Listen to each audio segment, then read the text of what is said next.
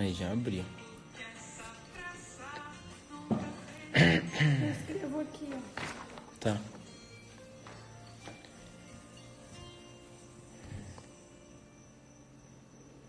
Aí o pessoal já tá entrando. A Gislaine, Chico. Perfil de engenharia, Ângela. André Costa. Aí, pessoal, obrigado aí pela presença. Vamos aguardar uns minutinhos aí até todo mundo ir entrando. E aí, André, tudo bom? A Daniela. Espera só um pouquinho aí que o pessoal dá tempo da galera entrar pra gente começar a falar. Tá dando pra escutar bem o áudio?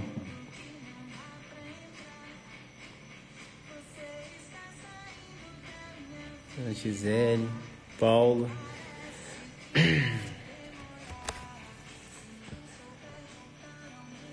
Aí, Biasoli, tudo bom?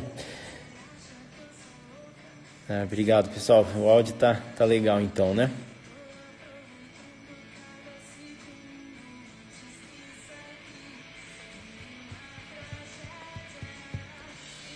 Boa noite, Felipe.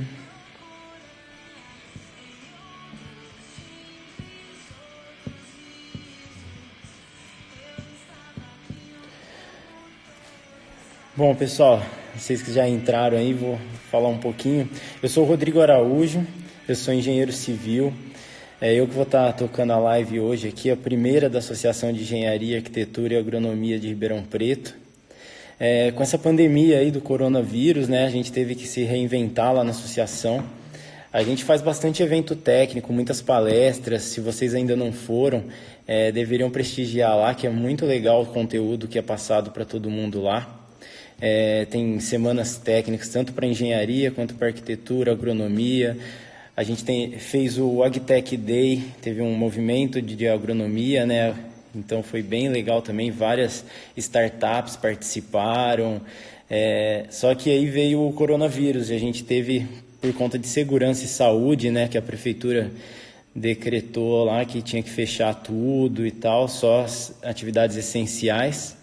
Então, os diretores lá, a gente decidiu parar com todos os eventos, né, a princípio, até que melhore essa situação e resolvemos então começar a fazer a live, né? Hoje vai ser a primeira.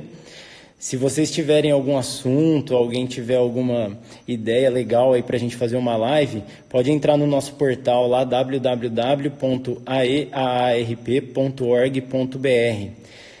Manda sugestão pra gente que a gente vai organizar e vamos tentar fazer mais para continuar levando um conteúdo legal aí para os associados e para o público em geral. Assuntos que vão do cotidiano nosso ou mais específico de engenharia, né? Hoje a nossa conversa vai ser com o engenheiro Nicolau Gentil Youssif. Ele acabou de entrar aí agora há pouco, estava dando uma olhada. Ele é daqui de Ribeirão mesmo, ele fez um trabalho muito legal, ele integrou a equipe brasileira lá na Antártica. Até esse é um ponto legal, Antártica ou Antártida?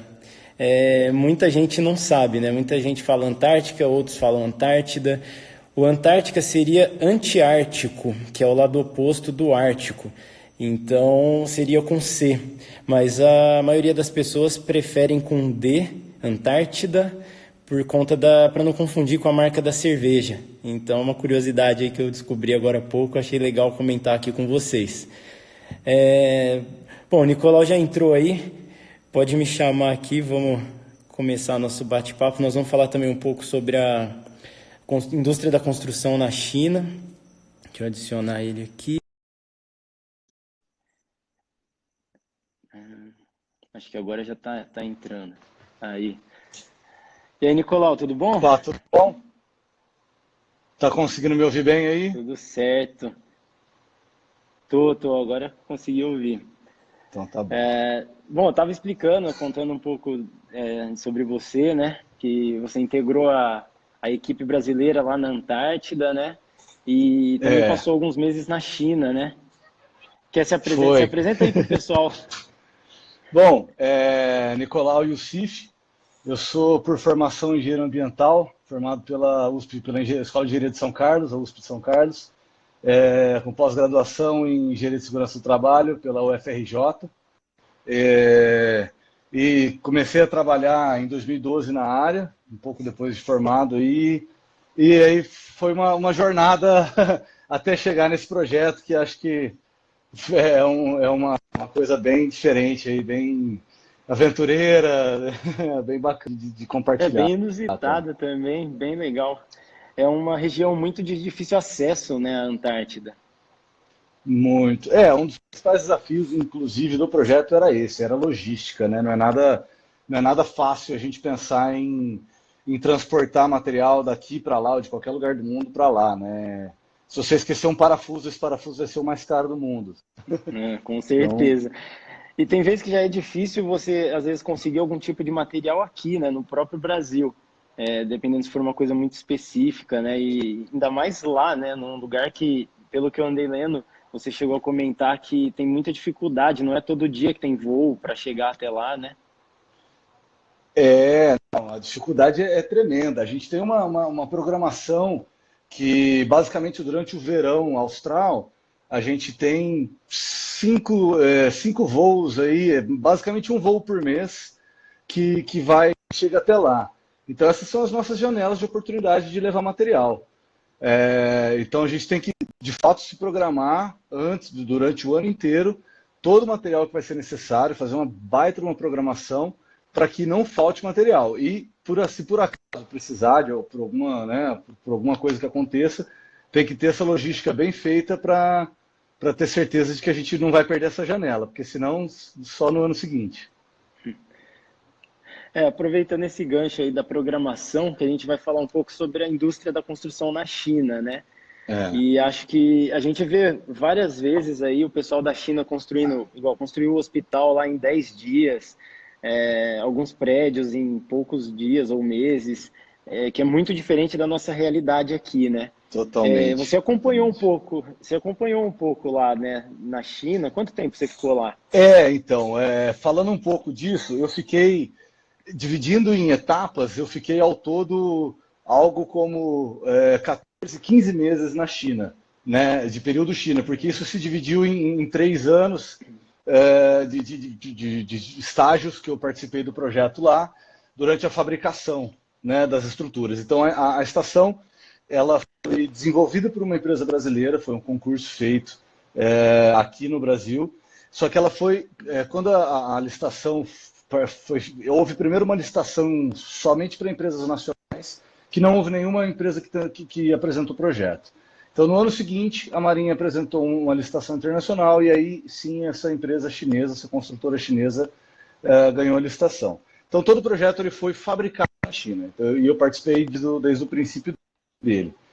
E aí, ao longo Ah, desses 15 meses que nós estivemos, que eu estive lá, a gente aprende um pouco, né? Todo mundo fala, nossa, não, a China ela constrói rápido porque o trabalhador ele é dispensável, o trabalhador ele é substituível, eles não têm preocupação. Não é bem assim. Na verdade, o método construtivo deles é totalmente, não é totalmente, mas é bastante diferente do nosso, né? Eles têm é, um método construtivo. Pode, vai, continua. e eles foram obrigados, né? Porque a população de lá cresceu muito, né?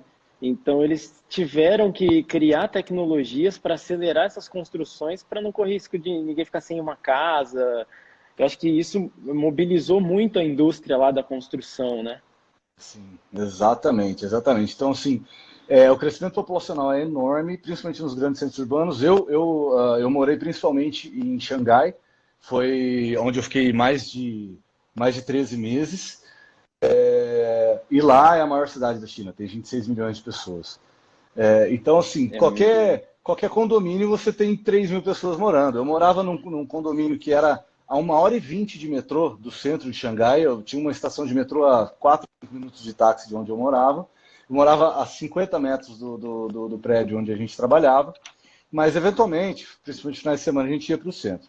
E mesmo a essa distância do centro, eu morava num condomínio que tinha acho que 12 ou 14 torres, com 20 andares cada. Então, e 4 apartamentos por andar. E não eram pequenos, era apartamento de 120, 130 metros quadrados. É, Caramba. Só que a construção é muito rápida. Lá, basicamente, eles têm pré-moldado para tudo. Então, até as janelas, portas, o apartamento como um todo, o prédio como um todo, ele vai pré-moldado. É um Com as Lego, né, na esperas. É verdade. um Lego, exatamente. É o Lego. Você tem as esperas e equipamento de movimentação de carga colossais, e gruas Uhum. gigantes. Eu acho que a E principal diferença também da China com o Brasil, eu brinco muito que lá eles planejam por 3 anos e constroem em 6 meses, né? Aqui a gente planeja em 6 meses e constrói em 3 anos. Eu acho que é um pouco basicamente isso. cultural, né, do brasileiro isso, É. Basicamente, eu né? concordo com você. E E a gente você tem viu uma outra muita. coisa, né? A gente tende a não aprender com os nossos erros, né? A gente vê quem já participou de obras industriais ou de infraestrutura, vê os mesmos erros sendo cometidos, né, vários projetos seguidos, os mesmos erros sendo cometidos. Então parece que a gente não pega essa memória de aprendizado, né? Coisa que a gente vê que eles fazem. Isso mesmo. Ô, pessoal, se vocês quiserem mandar alguma pergunta, fica à vontade. Eu vou lendo aqui nas mensagens e eu falo aqui para o Nicolau sem problema nenhum. Você viu alguma diferença também na China na questão de segurança do trabalho, alguma coisa assim? Diferença Sim. com aqui, com as nossas leis aqui? Sim, isso é uma coisa bastante relevante, né? Inclusive, foi um dos grandes desafios nosso nesse projeto da Antártica, foi justamente essa cultura de segurança. Ah, por nós estarmos fazendo um projeto na Antártica, mas para o Brasil, né, numa concessão de uma obra brasileira, as normas aplicáveis eram as brasileiras. E para fazer com que eles entendessem isso e aplicassem as nossas MRs, né, foi de fato um trabalho bem devagar, né? Aquele que a gente chama de trabalho de formiguinha, né? É um processo de educação ambiental, uma implementação de Uhum. cultura de segurança que eles não vivem lá. E assim, é curioso, porque apesar de eles não terem, assim, eles têm a ISO hoje, a ISO 45000, a antiga OSAS 18000, eles implementam, eles têm as grandes empresas como a Cosco, por exemplo, entre as grandes que tem lá de naval, eles seguem essas legislações internacionais. Mas as menores, entre aspas, porque Uhum. tudo lá é grande, elas não seguem a risca, só que você vê que eles têm o sistema de proteção deles. Eles não deixam de usar EPI, eles não deixam de usar uma máscara de proteção facial, por exemplo, um respirador para quem está usando solda. São diferentes, não são com os mesmos aspectos técnicos que os nossos, mas eles utilizam. Uhum. De fato, o histórico de acidente do trabalho lá, aonde nós estivemos e que a gente fazia parte do nosso controle, a gente tinha que controlar isso, eram melhores que os nossos. A Fernanda está perguntando aqui, Nicolau, se você sabe como que são as questões ambientais lá na construção civil, né? Se as aprovações são rápidas, eles são mais exigentes que aqui? Você teve esse contato lá ou não? Esse contato para aprovação lá não tivemos muito, porque não fazia parte da nossa obrigação. Mas, por curiosidade, como engenheiro ambiental, eu acabei, óbvio, me informando, e elas são bem menos restritivas que as nossas. Né? É Uhum. bem mais tranquilo do que as nossas. Inclusive, É. eu fiquei em Pequim durante 2 meses. E lá, é até uma curiosidade, quando houve as Olimpíadas de Pequim, as fábricas foram determinadas a paralisar as atividades 2 semanas, 3 semanas antes, por conta do smog, né, da poluição atmosférica.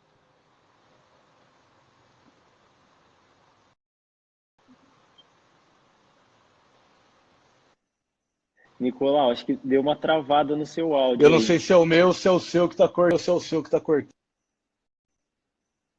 Eu não sei se foi só aqui para mim, mas deu, acho que... O meu tá travando aí para você? De vez em Ih, quando. caiu, eu acho. Não, voltou. Agora eu acho que voltou ao normal. Você falou, a última parte que eu peguei foi que a empresa tinha que ter parado lá por conta das Olimpíadas, alguma coisa assim. Então, eles fizeram uma paralisação 2 semanas antes das Olimpíadas, eles fizeram uma paralisação por conta da poluição atmosférica. Então, quando as fábricas pararam, deixaram de emitir, né, os gases para a atmosfera, o céu fica limpo. E aí sim eles conseguiram dar continuidade. Inclusive, uma vez eu fiquei no aeroporto, o meu voo atrasou porque estava sem teto por causa de poluição, lá em Pequim. Caramba, não sabia que chegava nesse nível lá, não. Sim, Que sim, eu legal. fiquei, meu voo atrasou duas E horas essa por ida causa para a disso. China foi para essa ida para a China sua foi por conta da experiência da Antártica. Então, você acompanhou a construção efetiva dos materiais que seriam enviados para a Antártica, é isso? Isso, exatamente, exatamente. Eu comecei em 2016, em outubro de 2016 eu comecei, já estava, né, o projeto já estava em andamento, ele começou no início de 2016, e eu fui convidado, eu trabalhei em outros projetos industriais, e em um projeto industrial que eu trabalhei no Rio de Janeiro, eu trabalhei com um engenheiro civil que foi convidado para trabalhar nesse projeto e acabou me chamando. Ele fazia parte de qualidade e acabou me chamando porque eles Tá precisavam de travando. justamente a parte de. Tá travando?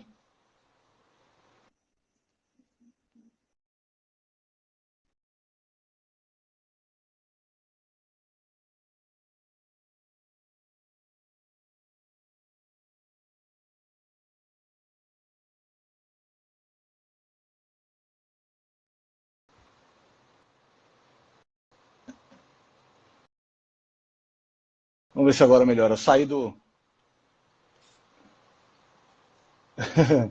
Vamos ver, eu Ah, saí agora do.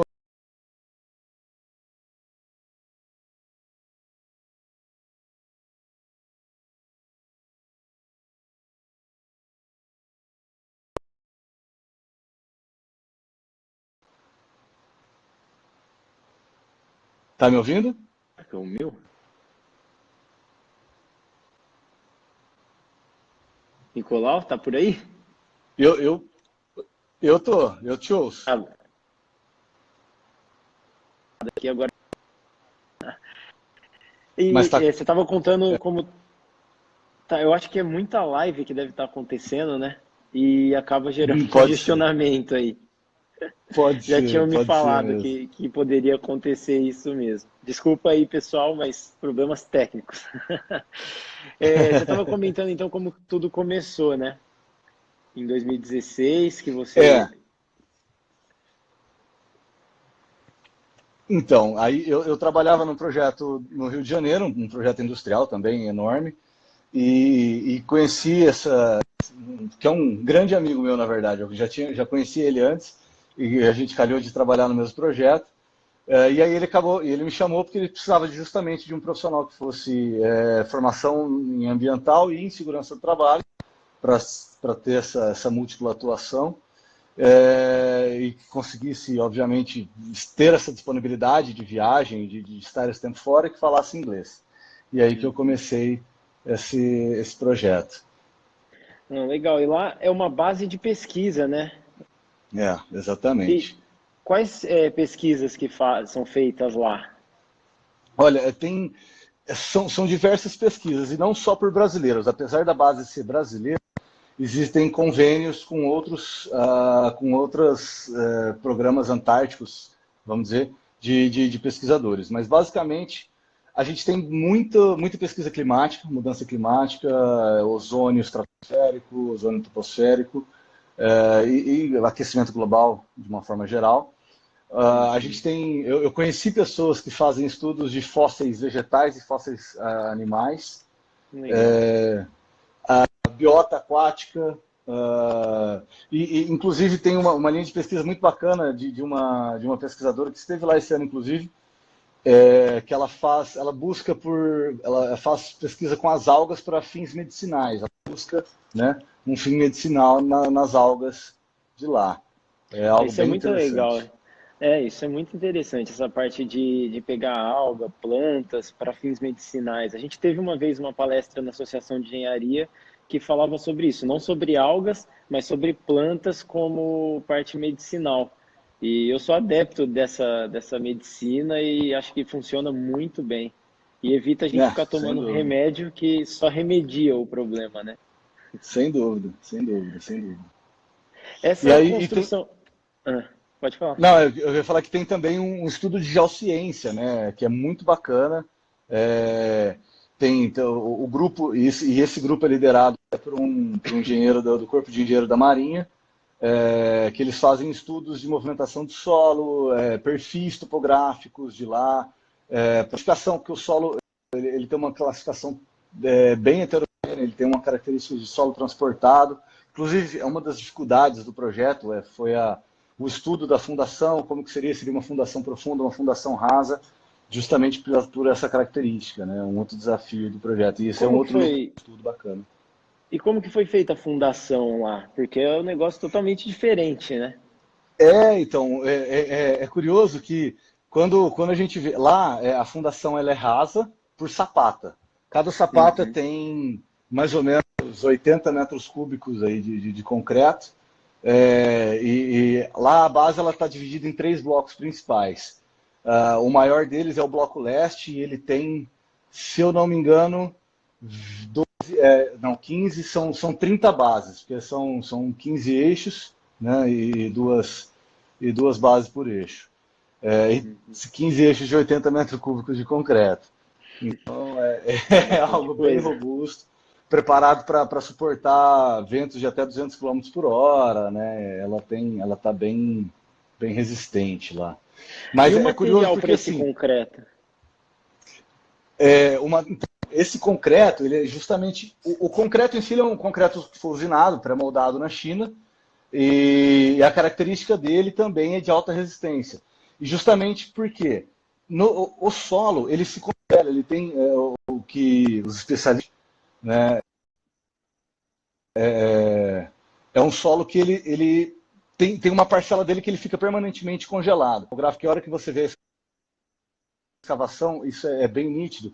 Você vê uma geometria diferenciada do solo e com perfis arenosos, perfis argilosos. Então você acaba tendo uma parte impermeável que congela a água e ela não descongela ao longo do ano, porque a temperatura da parte não dá tempo dela se descongelar. Uhum. E, É, e isso essa expansão, né? E a parte que gera o congelamento e descongelamento, essa expansão é um negócio que preocupou bastante os especialistas da geotecnia. Né? e para vocês lá, como que era o dia a dia, assim, para você se locomover, porque assim, ficar fora da estação deve ser um problema, para você ir de uma para outra, era tudo fechado, como que era lá? Não, não, era tudo aberto mesmo. Assim, a gente, depois que a estação pegou fogo em 2012, né? Em fevereiro de 2012, e queimou basicamente mais de 70% dela, né? E depois disso, no final de 2012, nesse verão de 2012 para 2013, a Marinha fez uma licitação de urgência para a instalação do que eles chamam de MAI, Módulo Antártico Emergencial. Então, é um módulo aí de mais ou menos 900 metros quadrados, que é onde foi a estação brasileira durante esse período de reconstrução. E tá tudo muito próximo uma coisa da outra. Você se desloca. Eu brincava que isso era uma das grandes facilidades de lá. Eu acordava e andava poucos metros, estava no refeitório, andava mais 30 metros, estava na obra, e mais poucos metros estava no escritório de novo. Então essa Nossa, legal. logística era super tranquila lá. E a questão de segurança do trabalho lá, vocês seguiam a legislação aqui do Brasil, né, por ser uma equipe brasileira. Os trabalhadores eram todos chineses, né? Ao longo dos verões, a gente teve equipes, as pessoas eram basicamente as mesmas, mas a equipe aumentou. No primeiro verão, nós tivemos 72 pessoas de trabalho de campo, aí no segundo já subimos para 180, no terceiro fomos para 250, e esse último verão, que foi um verão mais de comissionamento, foi 60 pessoas, mas todos chineses. Então a gente seguia as normas brasileiras. E isso foi um grande desafio, né? Uhum. De cumprir com todas as normas e fazer uma atividade segura. A Isso gente é fazia mais muita... rígido que eles, né? Muito mais rígido, muito mais rígido. Aí a gente volta naquela etapa que a gente estava falando de construção na China, né? O que eu acho que, voltando àquela história de construção, outro dia me perguntaram, eu estava conversando com um amigo meu, ele falou, meu, que você que já esteve, que já participou disso, por que é tão rápido assim? São os trabalhadores que são muito mais eficientes? É o método construtivo? Ou o que é? Eles são dispensáveis mesmo? Morre um, eles põem outro? Como é que funciona isso, né? E eu falei, cara, na verdade eu acho que é uma conjunção de fatores. A parte da metodologia de construção, do pré-moldado, de seu Lego, que a gente estava brincando, isso ajuda Uhum. muito, sem dúvida. E a gente vê que a longo prazo é até mais barato do que você ter mão de obra, né, trabalhando lá. É melhor você fazer isso pré-moldado e ter isso pronto do que você, né, usinar ou fazer o concreto e, enfim, a alvenaria no local. Mas É, além na disso, tem. parte, Ah, na parte até da construção civil, a gente vê, eu não sei como é lá na China, mas, por exemplo, se a gente fizer também uma obra muito rápida aqui, eu não sei se as pessoas conseguiriam comprar, porque às vezes muitas pessoas dependem de financiamento, precisa pagar um valor, 20% do imóvel, e o prazo seria muito curto para ela atingir esse valor, né? Eu não sei como que funciona essa parte na China, e acho que isso também seria um grande desafio para a economia daqui, né? é, eu acho que nesse ponto, bom, lá eles também têm financiamento, o imóvel em Xangai, por exemplo, não é nada barato. No centro de Xangai ele chega a custar mais de US$ 10.000 o metro quadrado.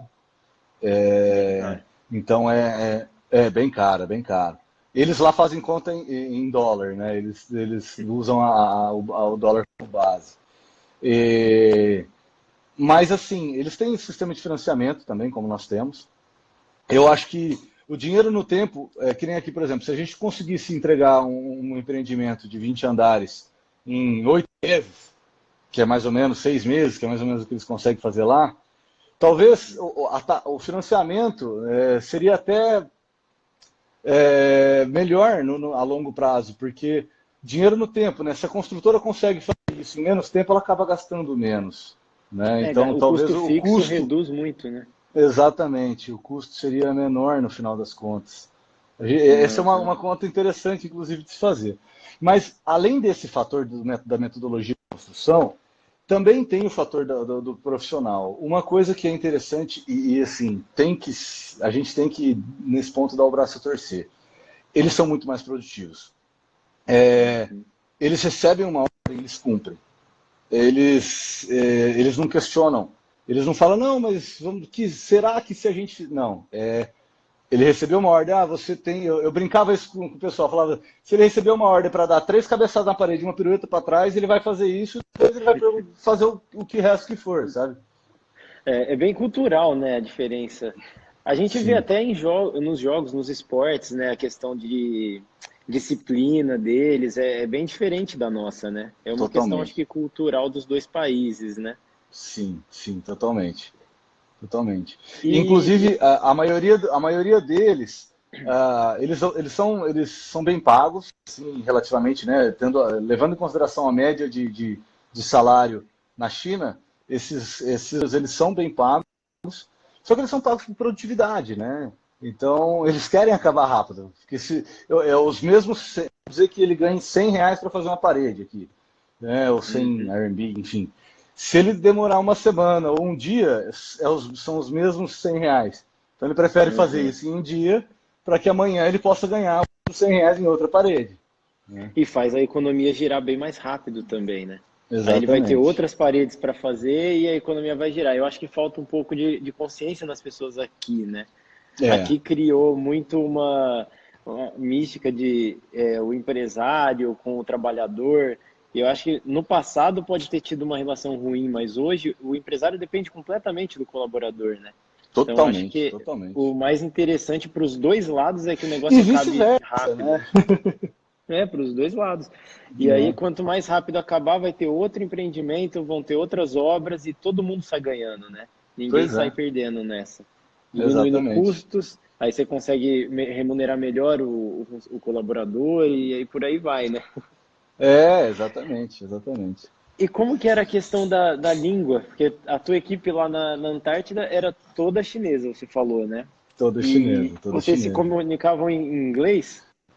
Então, o problema é aí que também tinha outro problema. Da equipe de gestão, vamos dizer, da equipe de engenharia da China, ela tinha mais ou menos uns 10, 12 engenheiros. Desses 10, 12 engenheiros, dois falavam bem inglês e os dois ou três razoável. O resto não falava inglês também. O gerente geral, por exemplo, eu me reportava direto para o gerente geral. O gerente geral não falava inglês, então era tudo através de tradutor. Né? Ah, Tinha vocês tinham.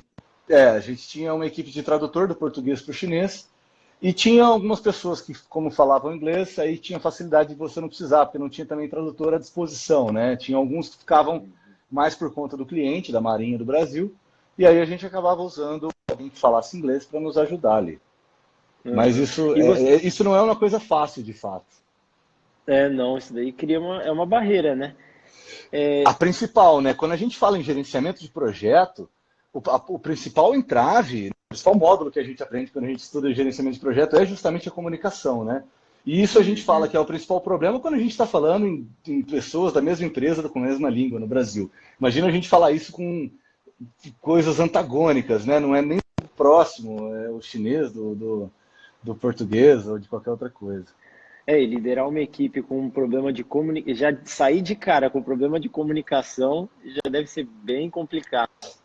E além da comunicação, o frio e todas as dificuldades de logística, os EPIs, né, também, você tinha que saber quantas pessoas que iam trabalhar, que você falou que foi aumentando os colaboradores, né? E Sim, aí, nesse caso, já tem que mandar é. todos os EPIs, que alguns também podem estragar, então tem que ter essa preocupação também, né? Tem que ter reposição, exatamente, tem que ter reposição. É, Né? isso é que nem a gente estava falando, né? Primeiro da vida lá, né? A vida lá, ela já. Primeira vez, né? Eu lembro que quando eu fui convidado para participar do projeto, foi, né? Nossa, uma aventura, eu adoro isso, né? E falei que iria ser uma experiência, né? Já a expectativa era sensacional. Então a gente chega lá e só para ter uma ideia de como que é o transporte, né? A gente estava falando de logística para material, a gente não fala de pessoas também, né? Então, eu Uhum. saí aqui. Na época, quando eu fui a primeira vez, eu morava no Rio, mas depois já voltei voltando para Ribeirão. Mas saí de Ribeirão Preto, vamos para São Paulo. De São Paulo, vamos para Santiago. E Santiago, vamos para Punta Arenas, no sul do Chile. Isso tudo a gente consegue fazer de Latam, né? Aviação comercial. Uhum. Chegando em Punta Arenas, aí começa. Porque esse trecho daqui até Punta Arenas é comercial, o avião vai e não tem tantos problemas climáticos e você acaba chegando lá em 12 horas, você saiu de Ribeirão e está em Punta Arenas, 12, 15 horas. Depois disso é que começa. Teve uma vez que eu não fiquei pelo menos 3 dias esperando em Punta Arenas para que tivesse uma janela de tempo suficiente para a gente poder ir para a Antártica. Acho que a pior das vezes foi esse ano, esse verão, eu fiquei 7 dias, 6 dias esperando Caramba. para poder. 6 dias em Punta Arenas e depois que o avião da FAB nos levou para. Porque quando a gente vai para lá, a gente pousa numa base do Chile, lá na Antártica, que ele tem uma planície Uhum. grande, né? Pousa no cascalho. Só que o tempo já estava com. O problema é mais a visibilidade para o avião. Mas aí a gente tem a fase mar, porque quando a gente pousa lá, a gente embarca no avião, no navio da Marinha, que nos transporta, da Marinha do Brasil, que nos transporta da base chilena para a base brasileira. Dá mais umas 3 horas e meia de navio. E aí o problema é que a gente chegou lá e o vento já estava muito forte e a gente não conseguia embarcar com segurança no navio. Então nós tivemos que dormir na estação, lá onde a gente É. estava, e só no dia seguinte embarcar para ir para o Brasil. É uma jornada, mas assim, a emoção de E chegar é um. e deve gerar uma apreensão, né? Porque o fator climático no avião, né, pode gerar turbulências, alguma coisa assim. Quem tem medo de avião ia sofrer um pouquinho nesses sete Ia dias sofrer um esperando. pouquinho. Ia sofrer um pouquinho, sim. Ainda mais esse ano, que infelizmente teve aquele acidente com o avião da Força Dos Aérea do chilenos, Chile, né? é, em, ja- no começo de Foi em dezembro. dezembro? Isso. Foi, eu, foi. Eu lembro que foi assim, eu voei para lá, acho que numa quinta ou numa sexta, o avião caiu na segunda seguinte. Nossa. Foi bem perto, assim. Eu E é já o sou mesmo um pouco avião, é assim, é o apreensivo mesmo modelo de avião, né? Do que o É que a avião gente usa. grande que faz esse trecho ou é um avião pequeno? É, não, é um grande, é aquele C-130, é um turbohélice, Uhum. bem grande, aquele avião militar, né? E quantas horas de voo dessa base do Chile até nessa base lá na Antártida?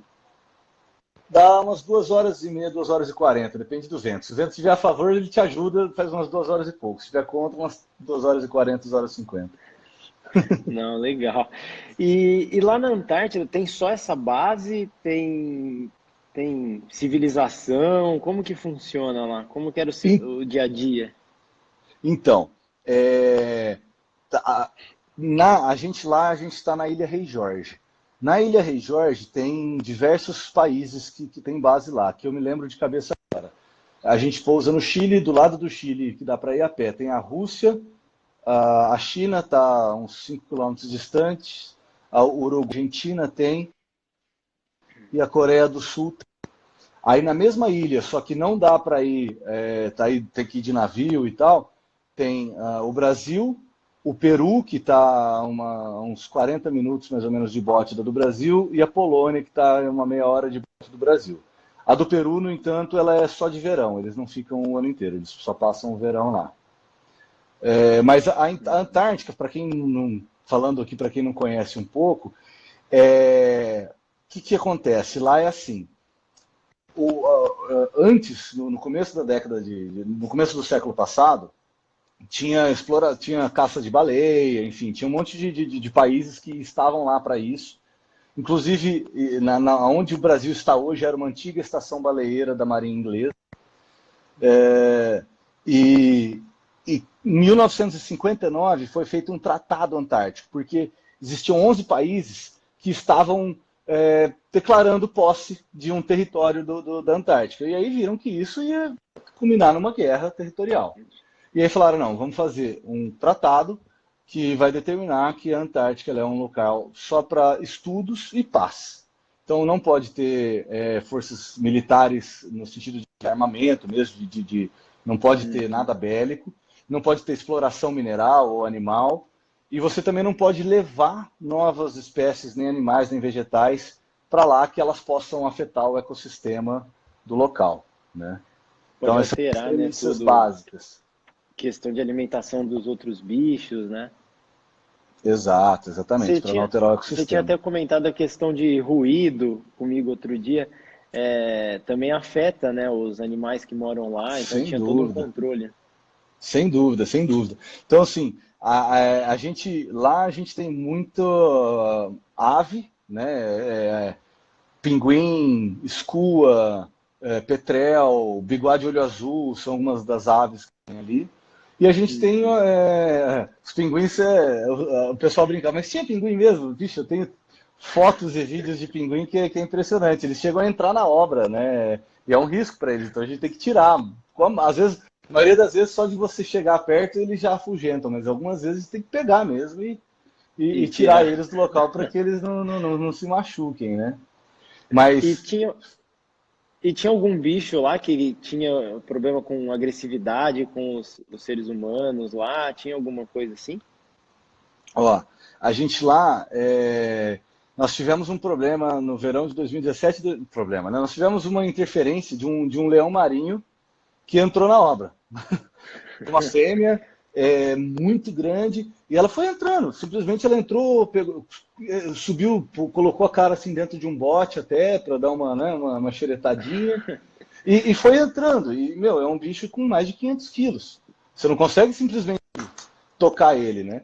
Então a gente Uhum. pegou, juntou algumas pessoas com algumas proteções e fomos cercando e tentando empurrar. E aí, né, nessa tentativa a gente conseguiu que ela voltasse para a água, até para proteção dela, porque Ele tinha sair. escavadeira passando no local, tinha pá carregadeira. Mas em geral, assim, o único Pode que acabar atropelando, né? exato. O único que poderia sim ter um pouco mais de risco para nós, em risco mesmo, considerando que a gente estivesse num local onde o gelo estivesse predominando, porque a gente acabava tirando, né? Todo dia a gente tirava a camada de neve, então a gente não estava no neve especificamente, a gente ficava no barro, né? Mas seria a foca leopardo, que é uma foca que também chega a pesar mais de 500 quilos e ela chega a atacar, tem histórico de ataque a ser humano, enfim, isso aí seria o mais risco. Mas tinha lá, não era tão frequente, mas cheguei a ver, mas mais distante. Elas não vinham para a praia, ela ficava numa baliza de gelo, num growler, alguma coisa assim que ficava por ali. Legal. A Verusca aqui está perguntando se o tempo de permanência lá era ilimitado, você tinha um prazo que você tinha que voltar para o Brasil, como funcionava? Tem. Isso é interessante. A obra, ela justamente ela demorou, né, vamos dizer, esse período todo, porque não é atividade contínua. A gente só pode trabalhar lá basicamente de novembro. Esse é o período de trabalho. Chega a primeira de novembro e ela tem que sair até o final de março. Os próprios navios da Marinha do Brasil, eles saem no meio de março com receio de congelamento do mar. Porque já houve, inclusive, uma vez que a Baía do Almirantado, que é onde fica a estação, congelou e aí um navio inglês deu socorro, que era quebra-gelo, deu socorro para tirar os nossos navios de lá. Então, o trabalho é restrito a esse período. Mas tem uma equipe da Marinha do Brasil que permanece durante 13 meses, né? O ciclo deles, porque eles ficam 15 dias, vamos dizer, recebendo o serviço da equipe que está lá, ficam 12 meses e 15 dias passando o serviço para a próxima equipe. Então, eles permanecem o ano todo. Legal. Você comentou também que tem vários países que têm um tratado lá, né? E é muito importante para o Brasil ser um deles, né? Então, o tratado, ele tem esses 11 membros fundadores do tratado, e aí hoje o Brasil se filiou a ele, se eu não me engano, em 1975, e a nossa estação ela inaugurou em 84. A primeira operação, a Operantar, né, que é a Operação Antártica, foi em 82, mas a estação mesmo foi inaugurada em 84. Se eu não me engano, são esses números, mas eu acho que é isso mesmo. E hoje a gente é membro do conselho, inclusive, que tem direito a veto, né? Então hoje a gente já está, vamos dizer, num estágio com bastante dentro do tratado. Isso. Politicamente, para o Brasil é muito importante, né? Sem dúvida. Você disse que lá iniciou o tratado em 59, né? E deve ter um prazo para renovar isso, né? E para o Brasil, quanto antes ele entrasse, melhor seria, né? Para quando for renovar, ter algum peso, né? Sem dúvida. O tratado, quando ele foi formulado, ele tem um prazo de 100 anos. Então, em 2059, ele vai ser revisto. E aí que é a grande questão, né? O mote de lá, obviamente, é a pesquisa, mas a geopolítica é tão importante quanto, né? Você estar presente e ter um local, né, com a bandeira fincada, olha, esse espaço sou eu estou aqui, estou presente e com relevância, né? Porque não é só estar presente, né? É estar presente com relevância. Hoje, a nossa estação, ela é uma das mais tecnológicas do mundo, um sistema de automação sensacional, com 17 laboratórios altamente capacitados, assim, com instalações. Até eu estava, um dos pesquisadores que participaram desse processo de montagem, né, ele faz parte até com uma parceria com o MCTIC, né, com o Ministério de Ciência e Tecnologia. Nós temos equipamentos até para fazer sequenciamento de DNA vegetal, né, que é um dos estudos que ele faz. Que legal. Isso Então hoje nós temos uma aparelhagem de ponta lá. E você voltou agora em março, né? Cheguei agora, dia 14 de março. E como é que estava a questão do coronavírus, né? Que hoje em dia está todo mundo falando disso. Como é que ficou isso lá na Antártida? Isso foi uma coisa bem... foi curioso, porque quando começou, a gente chegou... Eu saí daqui do Brasil em novembro, né? Então, quando a gente saiu daqui, não tinha nada disso. E aí, em janeiro, um pouco antes do Ano Novo Chinês, e lá eu estava só com chineses, né? Então, eles já estavam com essa preocupação. Eu lembro até que uma das tradutoras estava comigo, ela estava bem aflita, porque o marido dela estava viajando, o filho dela estava com a mãe, mas o marido estava voltando, e ele falou, eu acho que agora meu marido chegando, meu filho vai ter que ficar. É o que a gente está vivendo agora, né? Já Tem cancelaram quarentena. as escolas, ele vai ter que ficar com meu filho, e eu tô lá, ele vai ficar louco com ele, com o meu filho sozinho. Né? Bem isso. E E, agora a gente tá vendo aqui e também. agora é por isso, né? Apesar que eles ainda estão, né, Aham, numa certa quarentena, né? Mas aham.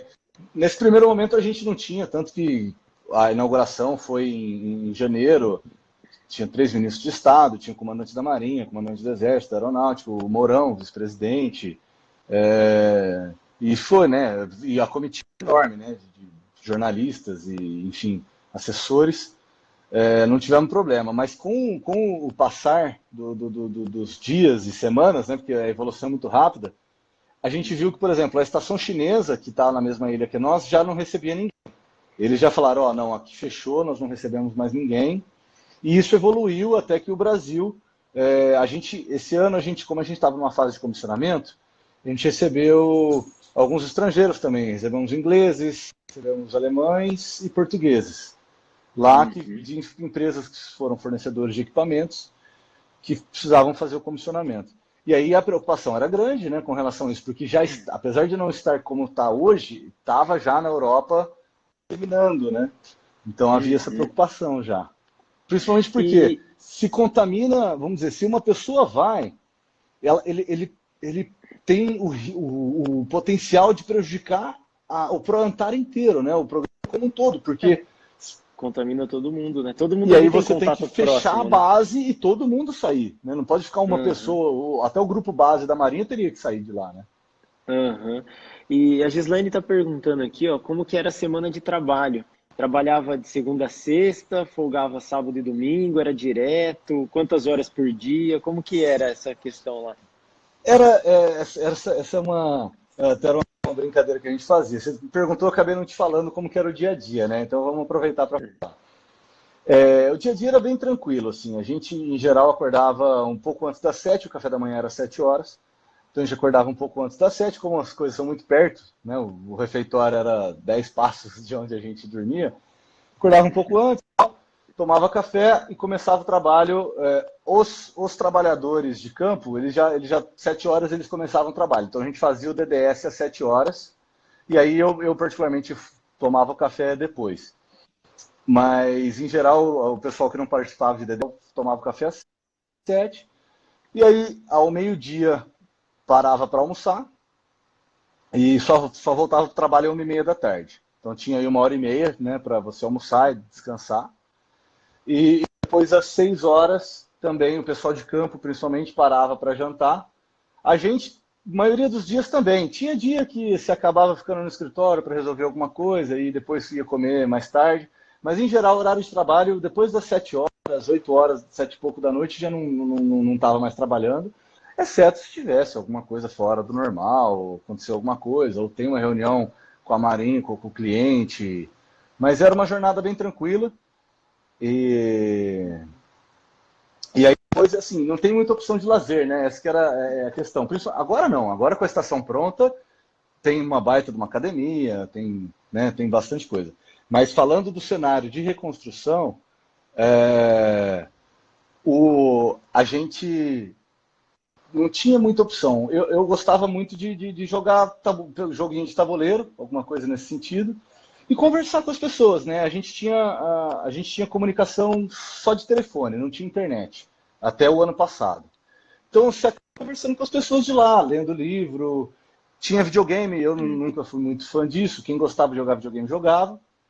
E a gente ficava mais em conversa. Mas, de fato, a gente trabalhava Casadinha agora. todos os dias. Tá me ouvindo? Estão me ouvindo aí? Tem uma pergunta legal aqui, acho que é do Paulo. Agora eu tô. Deixa, deixa eu Do só Paulo complementar Peixoto, acho que é a PPP resposta Costa. para. Deixa eu só complementar a resposta para ela. Ah, não, pode continuar. De fato, a gente, assim, tinha, toda semana tinha dia que não era bom. Tinha dia que dava vento de 80 km por hora, e quando o vento era acima de 40 nós, ou 72 km por hora, a gente parava as atividades externas. Então, tinha semana que a gente ficava 2 dias parado por questão climática. Toda semana tinha isso. Eram raras as semanas que a gente não tinha pelo um dia de paralisação por questão climática. Então, quando tinha dia bom, a gente trabalhava.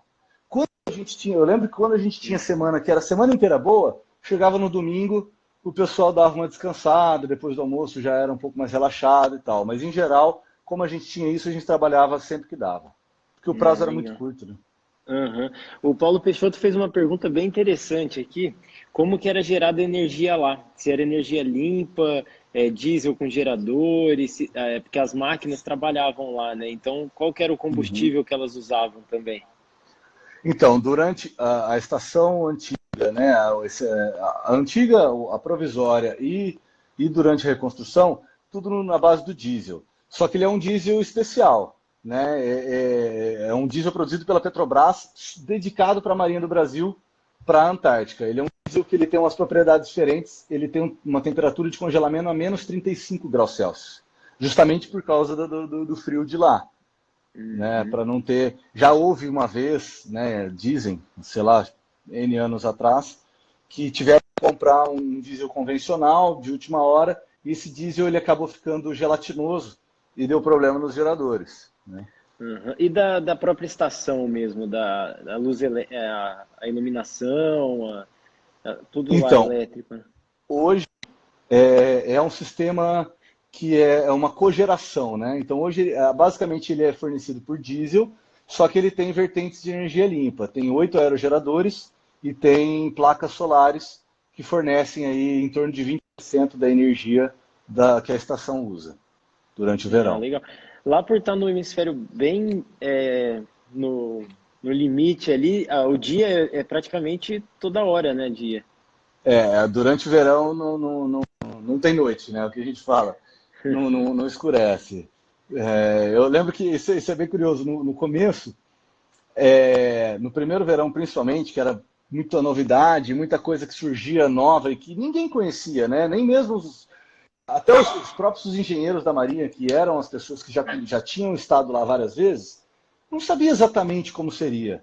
Então, tinha vezes que meia-noite a gente estava na obra para ver alguma coisa, que a escavação estava acontecendo. E dentro da estação você não sabe se é dia, se é noite, porque ele é tudo bem fechado. A hora que você Uhum. abre, assim, tipo, 1 hora da manhã, você abre aquele baita sol, você fala, caramba, que horas são? É curioso isso. Você perde a noção do tempo, né? Porque não escurece, Perde, você não sabe, perde, né? perde sim, isso perde. Não, Mas Nicolau, e acho que. assim, ainda respondendo ainda a questão dele sobre geração de energia, Uhum. essa estação ela tem um sistema de automação bem moderno. E o líquido de arrefecimento do sistema de geração de energia, né, do gerador, ele Uhum. circula a estação para aquecer a estação, né? Então ele passa, se não me engano, 85 graus, né, que ele sai do arrefecimento, e ele vai para a estação e ele volta a mais ou menos 40 graus da estação. Então isso aí você consegue controlar, então, tudo hidráulico, né, o aquecimento hidráulico. Então você consegue controlar a temperatura que você precisa através disso. Então isso já economiza, obviamente tem caldeira elétrica, tem alguns aquecedores elétricos, fan coils, para você conseguir regular, mas em geral não usa, justamente porque você consegue aproveitar esse calor gerado pelo arrefecimento do sistema de geração. Não, legal. Ô, Nicolau, muito obrigado aí por participar dessa primeira live com a gente aqui da Associação de Engenharia. Eu que Essa época agradeço. que a gente tem que ficar mais em casa, não tem muito outra opção, né? Pois é. E espero que o pessoal aí tenha gostado. Foi a primeira que a gente fez e a gente aguarda sugestões aí de todo mundo para outros temas. Até voltar um outro dia falar com o Nicolau de novo sobre algumas questões que ficou faltando Com hoje. certeza. À disposição. Para Foi muito contribuir e bom aí, divulgar Nicolau. esse projeto é muito bacana, acho que merece ser divulgado. Não, com certeza. Você vai sair até na revista Painel, né, lá da associação, uma Vai, matéria vai. sobre essa experiência sua. Vai, Aí, vai. Saiu na Revide também recentemente, agora vai sair na Painel também. legal, é isso aí. E assim que a gente puder ter alguma atividade lá na associação, vamos ver se a gente faz uma palestra, alguma coisa referente a esse tema que é bem interessante aí para todo mundo. Vamos sim, é muito interessante. Tem bastante matéria para mostrar, fotos e vídeos aqui não faltam. É isso aí, depois manda umas fotos, a gente publica aqui no Instagram pro pessoal que acompanhou aí. A gente ficou com uma média de 15 a 20 pessoas aí. Foi bem legal. Legal, bacana, bacana. Mando sim, mando sim. Obrigado. Então tá, obrigado, Nicolau. Boa noite. Obrigado, pessoal. A live vai ficar disponível por 24 horas. Então, quem quiser mandar aí para os amigos assistirem depois, espero que vocês tenham gostado e a gente vai fazer mais aí algumas ao longo dos próximos dias. Obrigado, boa noite a todos. Um abraço a Até todos, mais, obrigado. Nicolau. Boa noite. Tchau, tchau.